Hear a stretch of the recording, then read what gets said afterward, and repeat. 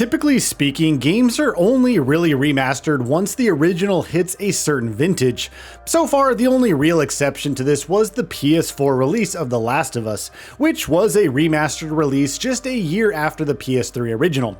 Horizon Zero Dawn, on the other hand, has been out for around 7 years at this point, and a remaster makes perfect sense to give the game a modern level of visual fidelity, right? Well, the original release was still perfectly playable on not only the PS5, thanks to the system's backwards compatibility with PS4 titles, but PCs as well, thanks to its 2020 Complete Edition release. I brought you here to deal with that.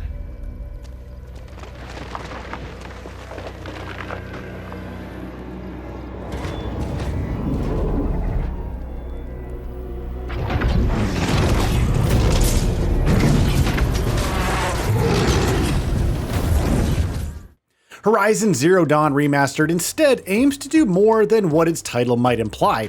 Rather than just being some minor visual tweaks and some higher resolution textures here and there, the game has essentially been brought up to a similar level of visual fidelity as its sequel, Horizon Forbidden West. Even the PC release's system requirements tell a similar tale here, with the remastered release requiring a much beefier system than the 2020 PC release did. Despite the massive visual upgrade, however, PlayStation Studios, Guerrilla Games, and Nixxes have kept to PlayStation PC release traditions, and have released a wonderful port of the game. Running the title on an upper mid-range PC with an AMD Ryzen 7 7800X 3D CPU, 32GB of DDR5 RAM, and a Sapphire Radeon 7800 XT GPU, Horizon Zero Dawn Remastered defaulted to its high graphics preset, which gave me a stable frame rate of 99 frames per second, with occasional dips down to 74. Turning the visuals up to very high and making use of AMD FSR 3, on the other hand, gave me 91 frames per second with dips down to 79. Alright, new plan.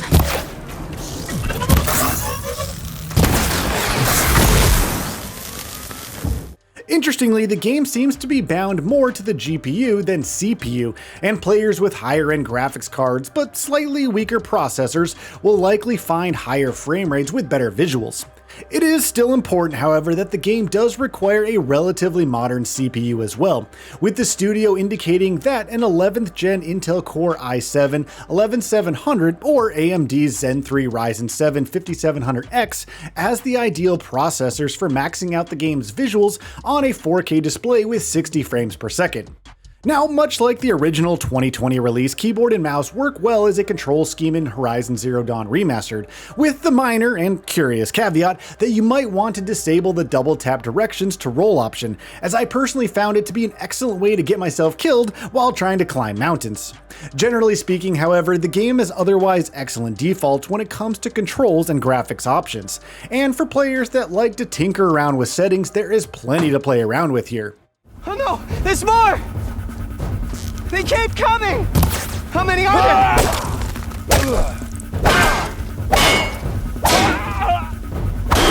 We're getting picked off! As for the game itself, Horizon Zero Dawn's original release has been considered by many to be one overshadowed by titles coming out around the same time. Time, however, has been kinder to Horizon Zero Dawn, and it even received a PC release earlier this year. Horizon Zero Dawn has never been a game that tried to reinvent the wheel by any stretch. It was always simply an excellent open world title with a few unique ideas of its own, wrapped up in an incredibly interesting world that acted as a great backdrop to a fun story.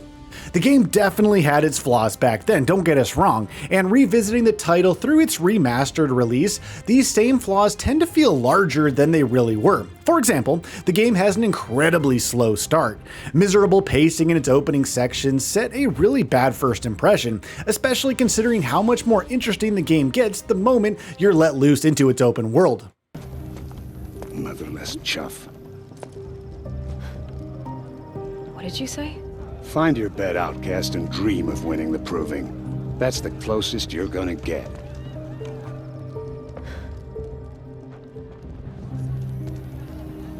Oh, this is the bed house?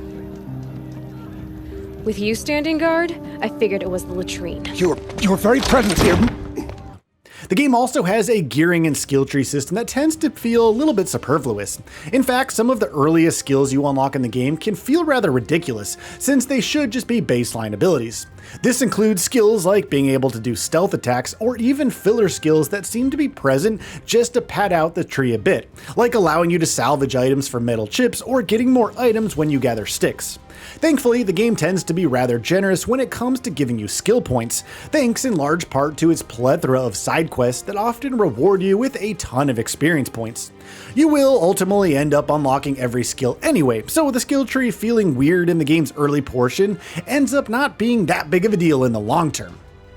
The most unique thing about Horizon Zero Dawn has always been the battles the game pits you in against its giant robotic wildlife.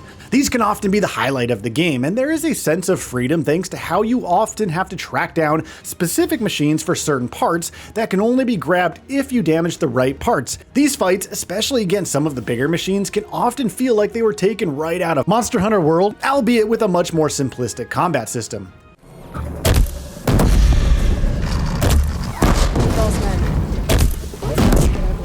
I hope so.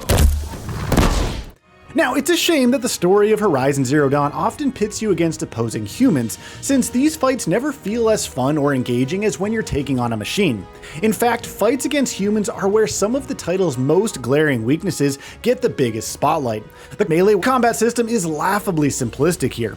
Most humans tend to die in just a single headshot, which means the bow is the be-all and end-all of combat there, while machines can often have you weaving different weapons from throughout your arsenal, laying traps with the tripcaster, or even getting in a few whacks from your staff. Speaking of which, the story is rather excellent, telling the tale of not only protagonist Aloy, but of the world as a whole. There are several questions raised throughout the game's runtime, ranging from why there are robot dinosaurs all over the place, what happened to humanity, and even about the mysterious surrounding Aloy. The world building is especially well done, and there's a lot of extra details about the mysterious lands of Horizon Zero Dawn, hidden away into collectibles that are up for grabs for players that might want to put in that extra effort. Despite these weaknesses, however, Horizon Zero Dawn is still an incredibly fun game, thanks to its wonderful world and story that, while sometimes poorly paced, yes, has a great payoff at the end, and sets things up wonderfully for a great sequel. It certainly helps the case for Horizon Zero Dawn Remastered, then, that it's essentially the definitive way to experience the game thanks to its enhanced visuals. So, what are your thoughts on this? Go ahead and share them in the comments below. And if you like this video, please subscribe to the channel and enable all notifications by clicking the bell icon to get new video updates. We upload every day and would really appreciate your support. Thanks for watching.